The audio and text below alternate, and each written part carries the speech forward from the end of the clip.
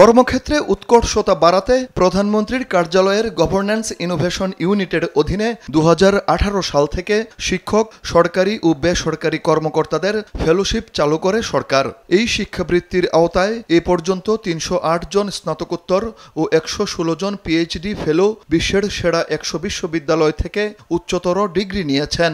যে একজন সহকারী শিক্ষককে প্রধানমন্ত্রী ফেলোশিপ প্রদান করে হাজারো দেশপ্রেমিকের কাছে এটি একটি উজ্জ্বল দৃষ্টান্ত হয়ে রইল। মঙ্গলবার সকালে তেজগাঁওয়ে নিজ কার্যালয়ে চলতি বছর এই ফেলোশিপ বিজয়ীদের হাতে সনদ তুলে দেন প্রধানমন্ত্রী শেখ হাসিনা।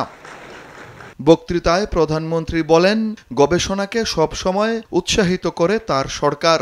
অভিযোগ করেন 2001-এ বিএনপি জামাত জোট ক্ষমতায় এসে গবেষকদের ফেলোশিপ বন্ধ করে দেয়। আমি 96 সালে সরকারে সেই ফেলোশিপ দিয়েছিলাম, যেটা আমি আগেই বললাম যে মাঝামাঝি পথায় যখনই বিএনপি ক্ষমতা আসলো খালেদা জিয়া এসে সেটা বন্ধ করে দিল, অনেকে বিপদে পড়ল। দেশের কোনো অঞ্চলের মানুষ পিছিয়ে থাকবে না উল্লেখ করে সরকার প্রধান বলেন, সবার জন্য সমান সুযোগ সৃষ্টি করেছে তার সরকার। আমাদের দেশের সর্বস্তরের মানুষ, কোনো কেউ অবহেলিত থাকবে না। আমাদের এখানে ক্ষুদ্র নৃগোষ্ঠী আছে, প্রতিবন্ধী আছে, অটিস্টিক আছে, এবং তাদের সকলেরই প্রতি আমাদের যথেষ্ট সহানুভূতিশীল আমরা, তারা যেন সমাজের সব রকম সুযোগ সুবিধা পায়, শিক্ষায় দীক্ষায় তারাও যেন পিছিয়ে না পড়ে, সেদিকে আমরা বিশেষ নজর দিচ্ছি।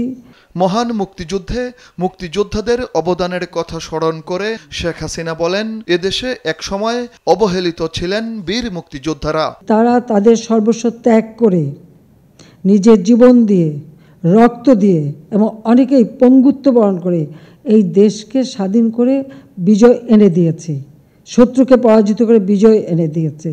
কাজে সেই ক্ষেত্রে আমি মনে করি তাদের সম্মানটা সর্বোচ্চ থাকবে। যে কারণে একসময় তারা অবহেলিত ছিল, আমি আসার পর থেকে তাদের সব ধরনের সহযোগিতা করেছি এবং গর্বভরে যেন তারা বলতে পারে যে আমি মুক্তিযোদ্ধা।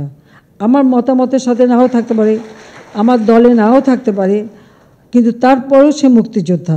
কাজে আমার কাছে সবাই সম্মানিত, আর সেই সম্মানটা যুগ যুগ ধরে এদেশের মানুষ তাদেরকে দেবে, সেটাই আমরা চাই।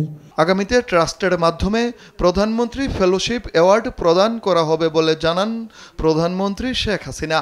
আইন করে দিয়ে যাব। জয় যাদব, দেশ টিভি, ঢাকা।